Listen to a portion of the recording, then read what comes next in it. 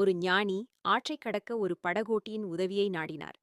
படகோட்டி படகைச் செலுத்திக் கொண்டிருக்கும் போது ஞானி அவனிடம், "நீ வேதங்கள் கற்றிருக்கிறாயா?" என்று கேட்டார் படகோட்டி. "இல்லை சுவாமி, நான் படிக்காதவன்" என்றான். ஞானி, "நீ தர்மசாஸ்திரங்கள் கற்றிருக்கிறாயா?" என்று கேட்டார். படகோட்டி, "இல்லை சுவாமி, எனக்கு அதைப் பற்றியும் தெரியாது" என்றான். ஞானி பெருமூச்சு விட்டு, "ஐயோ பாவம், உன் வாழ்க்கையில் பாதி வீணாகிவிட்டது" என்றார். ஆற்றின் நடுவில் படகு செல்லும்போது திடீரென ஒரு பெரிய புயல் கிளம்பியது. படகு ஆட்டம் கண்டது.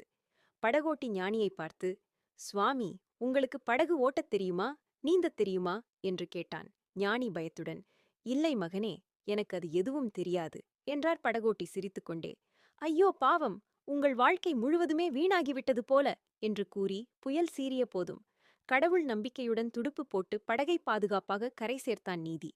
கல்வி ஒருபுறம் இருந்தாலும் நடைமுறை அறிவும் கடவுள் மீது வைக்கும் நம்பிக்கையும் தைரியமும் வாழ்க்கையின் சவால்களை எதிர்கொள்ள மிக அவசியம். கடவுள் நம்முடன் இருக்கிறார் என்ற நம்பிக்கை பலம் தரும்.